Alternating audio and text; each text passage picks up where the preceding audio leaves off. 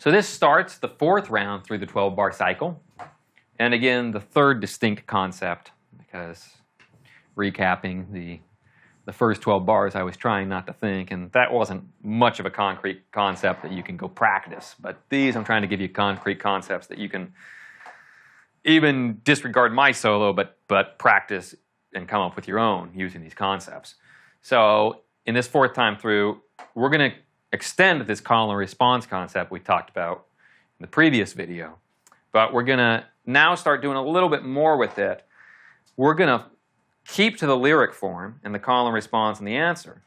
But we're going to fill space, which I started to do when I answered with that guitar lick on the previous one, because I couldn't help myself. But we're going to really now explore filling the space between the lyric form and also adding in something that hopefully by now you've been through the turnarounds lesson. And in the turnarounds lesson, this is especially for you if you were wondering, why did I just learn all these turnarounds? And it said in the introduction of that lesson, turnarounds are phrases. So if you want to play good solos and have good phrasing, you got to also play good turnarounds. If you know a bunch of good turnarounds, when we get to that part over the form, you're going to have some really good phrases to play over that. So it all goes together. It all winds up meeting in the end. So I'm going to pick up into the fourth chorus again, and that's the backside of measure 36, which is just a pickup again. And I'm going to do another sort of call and response thing. So again, my kind of funny lyrics continue, but that's not the important part. The important part is that you're thinking verbally as you're playing the guitar. So when the river overflowed, speaking of playing this guitar, call and response. When the river overflowed, that's my call, and the rains came pouring down. And that's my response.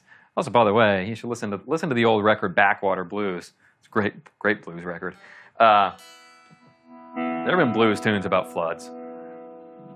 So when the river overflowed and the rains came pouring down, so I'm going to match some notes to that. When the river overflowed. So 4 to 6 on the third string, and then to the fifth fret on the fifth fret on the second string. I mean, was vibrato. That's all on the vibrato lesson. I don't want to get sidetracked on vibrato techniques, but I'm playing the note twice, but the vibrato extends across both. So when the river overflowed, so it's just 4, 6, 5, 5, 6 again, 5 again. When the river overflowed. So you notice I'm thinking verbally, and I'm also, with the vibrato, adding that in, which is another vocal component, and string bending as well as. So everything about playing this kind of music, for me, comes back to how can I emulate the human voice and try to get that out of my instrument, and thinking about, like we said, like all the great singing guitarists, certainly, like there is no separation between B.B. King's guitar playing and his singing. It's seamless. It's beautiful. So it's all about that, getting a vocal aspect to it. When the river overflowed, and now I need to answer it, and the rains came pouring down. So I'm going to go back up here to the 12th fret on the third string. So it's 12, bend up a full, back to 12 unbent, 9, hammer onto 11, pull off to 9. And then 11 on the fourth string, 9 on the third string, vibrato, I guess, shortly, and then back to 11, and then 9 again. Rains came pouring down. I say that as one phrase. I'm going to play it as one phrase. Rains came pouring down. Now here, I'm taking a break, but not entirely. I'm taking a break for just a few beats. 1, 2, 3, 4, and. Okay, and then I'm starting with a chordal hit. This is an E9 chord. And I'm making this chord with my third finger at the 12th fret, 4th string, 11th fret, 3rd string, 9th fret, 2nd string, pinky at the 12th fret on the high E string. Okay? And that's on the and a beat 4 of measure 39. So that's the first thing. It's a chordal hit. When the river overflowed and the rains came pouring down. That's my call and response. 2, 3, 4, and. Now I could continue just hitting some chordal hits through this, but I didn't. I wound up like playing a lick. But you could do it all kinds of ways. You could do.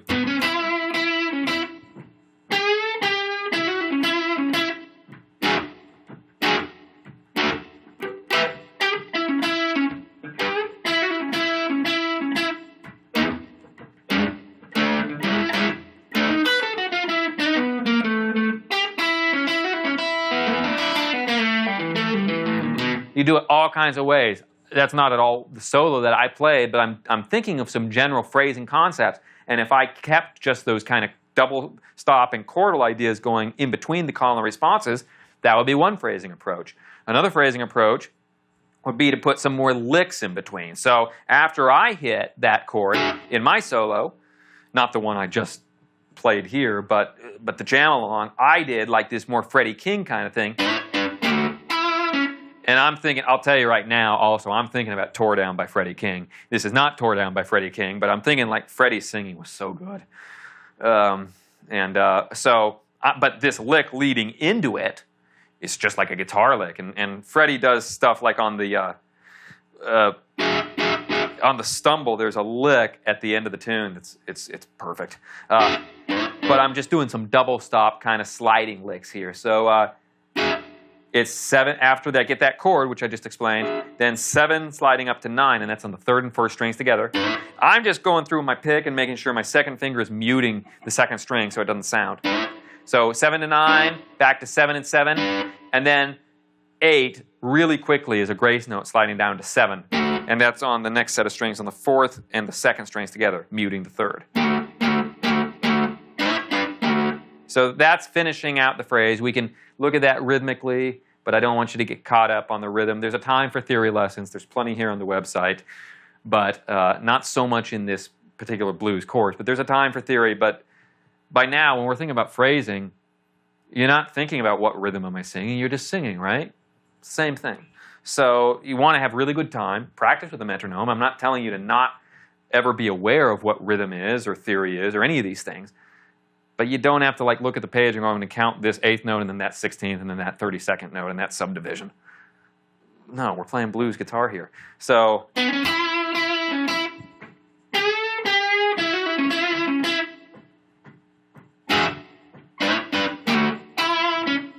now here, in the beginning of measure 41, I'm basically playing the same melody. First time I did that, which was more notes, but it's the same essence of E and C sharp. Here I'm just doing the E and C sharp. And that's my call repeated. So first call is, second call is, very similar, okay? So you can also, that's another great lesson. You can also, for the call and response, melodically play the same thing. Okay, so you can interpret this a few different ways. If I just play a different call, well, a lot of times the call will be the same. I'll just repeat it melodically. But I'm saying sometimes, like in a previous solo, I played a different response. Because, you know, I'm still playing the guitar. I'm coming up with ideas on the spot. But verbally, the melody pretty much might be the same. Like if I just, this would be a different way of interpreting it. If I only did the beginning, the call and response, and then just repeated that verbatim, it would sound like this if I literally just played the exact same thing the second time. So I'm leading into it from the first time. I would go call. And I do my licks. Same. You could do that, absolutely. That's not exactly what I did because I always play things a little bit differently. The second time, I try not to play anything exactly the same way twice. But especially if you're starting out, if you get a call and a response lick that you like, go ahead and repeat it. Just absolutely. That's a great example. You can hear the chord changes, even though there's not the band here right now. As I'm outlining that, the ear hears, okay, I'm over an E7, now I'm going to an A7. Back to E7.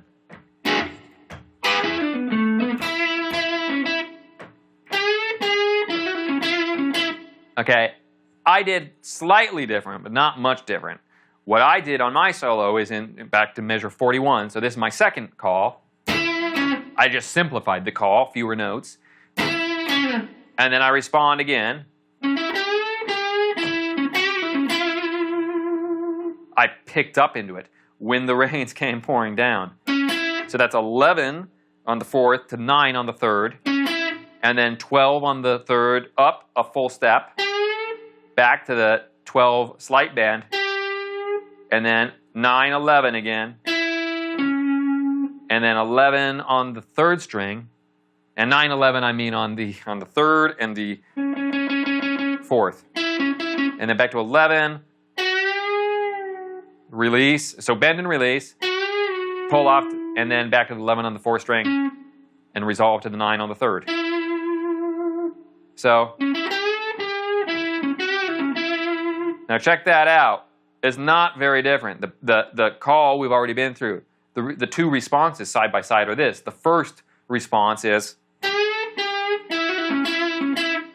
the second response I played is, so what changed? Okay, I had a little pickup into it. I put 2 notes leading into it.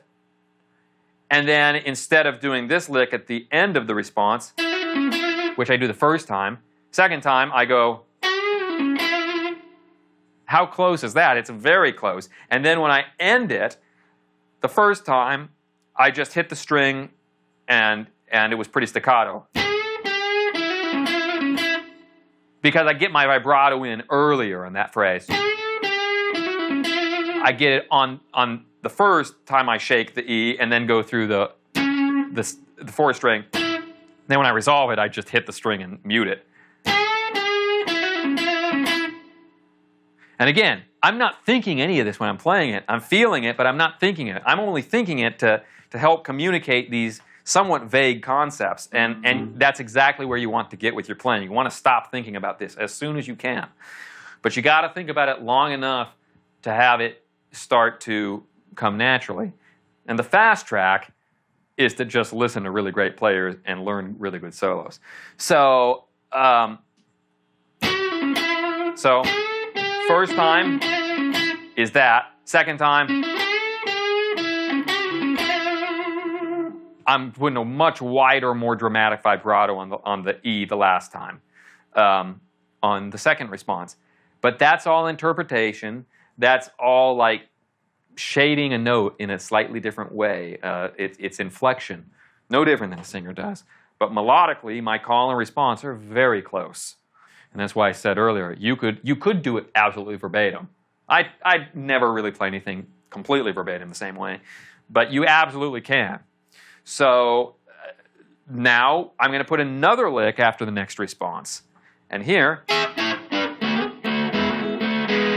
and that's really more like the Freddie King lick that I was referring to earlier. It's like I let into it. So the first time I did, the first fill lick is, second one is more the complete phrase, and Freddie does something like this on the stumble. And you got to be fluid in the left hand, but the lick starts at the 9th and the 12th frets on the B and the E strings. And I don't want anybody lost here. I'm in measure 43 on your sheet music, so we've done our call and response the first time. We've done our call and response the second time now, and I'm doing the second fill lick now. So that's where we are in the form. So 9 and 12, and then 9 and 9, and that's on the third string and the first string. And you go back to the 7th on, so it's just move your hand back 2 frets, and then back to the 2nd fret and slide up to the 4th, back to the 2nd, and then there's going to be this 1st fret on the 3rd string, open E string, hammer on to the 2nd on both strings, pull off, and the 2nd finger pulls off to the 1st finger, still at the 1st fret. So just leave that finger behind. When this is here, leave it planted when you hammer on, because you're going to quickly pull back off to it. And when your 3rd finger hammers on to the 2nd fret, you're going to pull off to the open string. So you're doing that, and then back to 2 and 2, and then back to 1st fret and open B string now, and and then through the open E string. So that's my fill lick. Okay, and immediately my conclusion starts. But I want to focus right now just on the fill lick. It's okay. In the right hand, in order to make that happen, I am going strumming through, but I'm always using the second finger to mute the second string.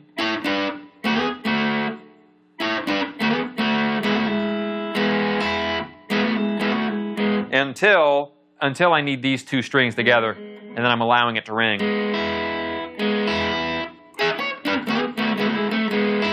Now you can do this with picking fingers. You know, Freddie was using a thumb pick. I don't know if I have maybe for one day in my life, I don't have a thumb pick actually in my pocket. But Freddie used the thumb pick. You know, I will use the thumb pick playing blues. Also too, you know, I mean, at this point I've explored so many different options for articulation. Because they all have a different sound, you know. So in any event, that is the lick. And you'll see another theme recurs. The first call and the second call are just a little bit different, but very closely related. Same thing with the first response and the second response. The first fill lick I played and the second fill lick I played are very closely related. It's just the second one is a little more developed. So the first fill lick, well, I'm still at that part of the neck. I'm still winding up here at the 7 and 7. I'm still winding up following these double string kind of things. So that is not that different than... It's the same concept. It's just a little bit of a more involved lick. You know, and I got it from Freddie King.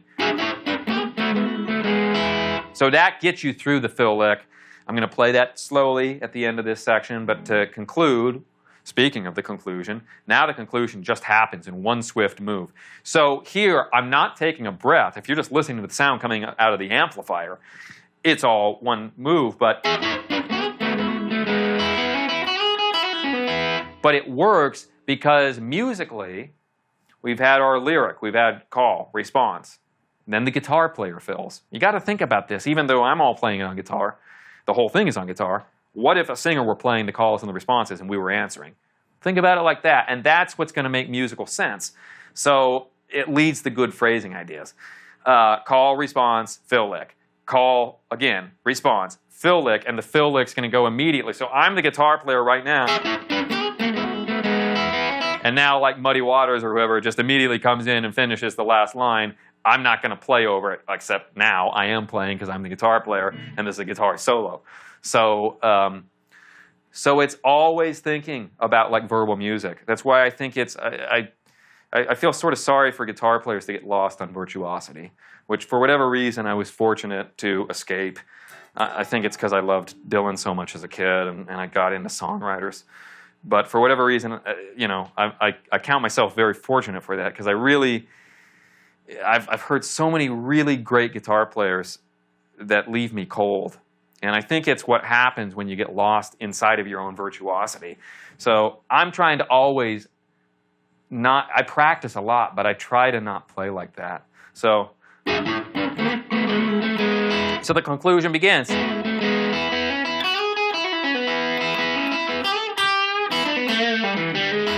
Now I'm going to keep playing through because I'm going to add a turnaround lick to it. But I want to get you through the conclusion because I played a lot of notes in the conclusion.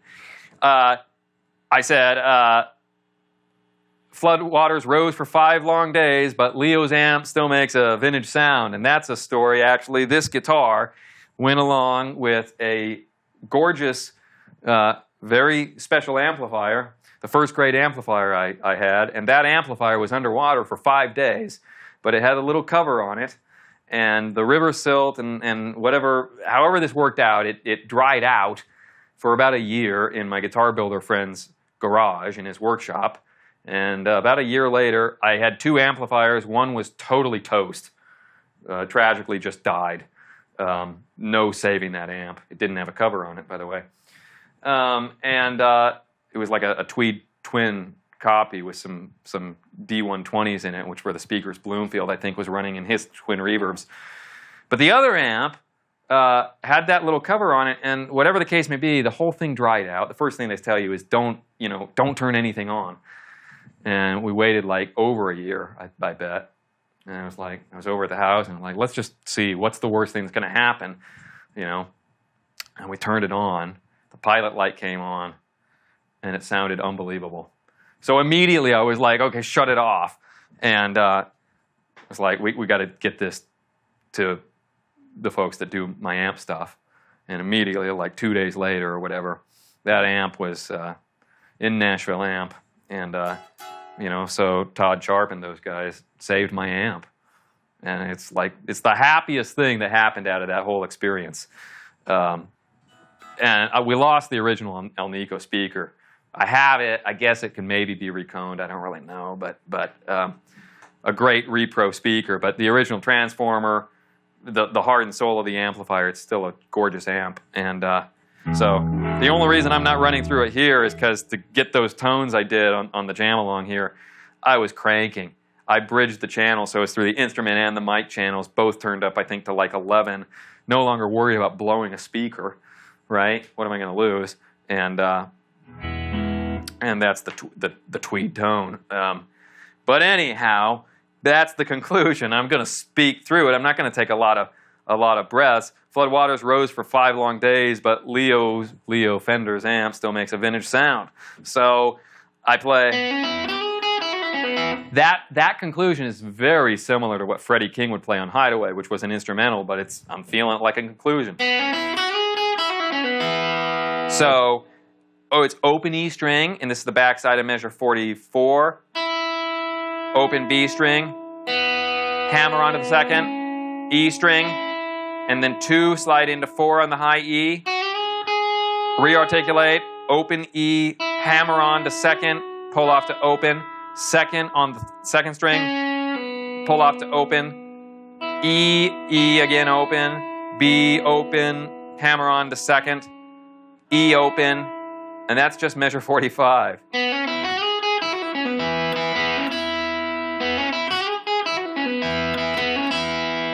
And then we're just going to continue through measure 46. B string open, 3rd to 5th fret slide, and then 3rd fret bend up a half step, and then open B and E strings, and then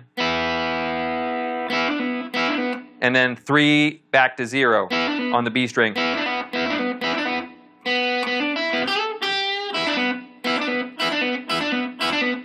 And then I'm ending with like the Muddy Waters, kind of like the 2nd fret on the 3rd string, up a half step, and then release. Pull off to the open string. 2nd fret, 4th string. And then this is now measure 47. Open 3rd string, hammer onto the 1st fret, and then open 1st string. But check this out. This is exactly where the turnaround would happen. I'm just going to seamlessly go into a turnaround. So even though it sounds like from that fill lick forward, I'm not leaving a lot of space. 2 things. In terms of like where it would fall, like if you had like a lyric going here, it would be a fill lick and then leave space for the conclusion of the lyric and then some kind of turnaround, either guitar, piano, horn line, something. That's all I'm doing. And also, if you look bar for bar, eventually we're going to get to a pause, and I'm not playing seamlessly, like without a breath, for more than 3 or 4 bars. It's all taste. So it's all developing a sense of, let's be a musician about this. So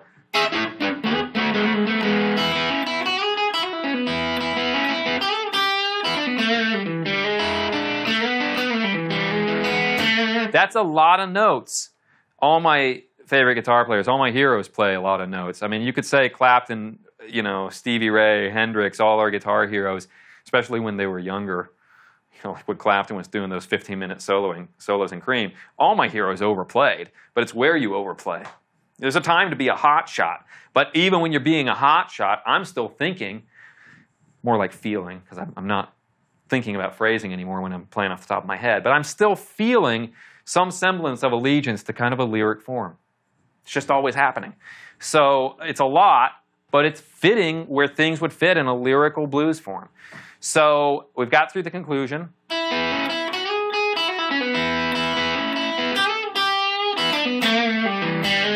And check out the turnaround. I'm going right into it, and it's the Freddie King Hideaway turnaround. We talk about it in the turnarounds lesson. I think we actually did it earlier in this solo already, but it's measure 47. Let's just go that whole measure. Open, hammer onto 1, open first, 3rd, 2nd string, 2 to 4, slide up on the 3rd, 3rd string, 3rd fret now, 2nd string, and then 3rd string again, keep your fingers at the 4th fret, 3rd string again there, slide down through the 2nd, open 3rd, 2nd, 4th, and then measure 48, turnaround continues, open 3rd string, hammer on again to 1st, 2nd fret 4th string, open 2nd string, 2nd fret 3rd string. Okay, I'm putting some vibrato on it, and then I'm going to lead into the next go round, but that'll be a pickup, so let's ignore that for now. Let's say this solo ends here. Okay, so if I play just that last fill through conclusion through turnaround, so.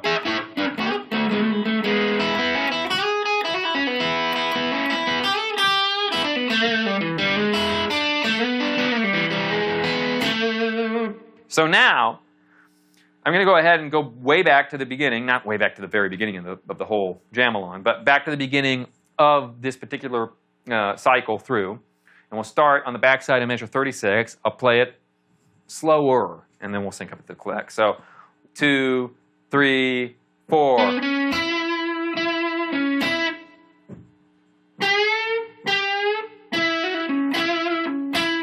Okay, here's the lick. Chord will hit. Call again. Response.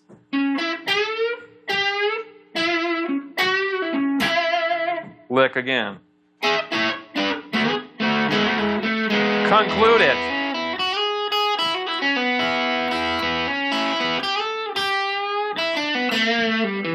Turn it around.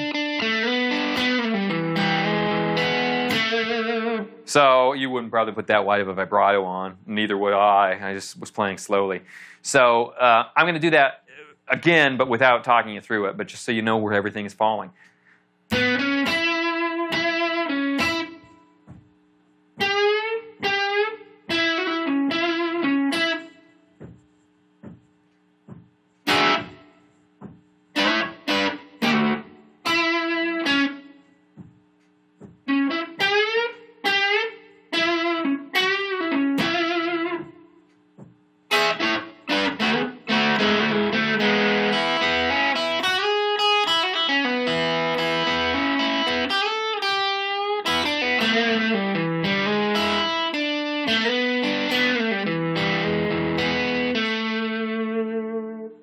And now with the click track. 1, 2, 3.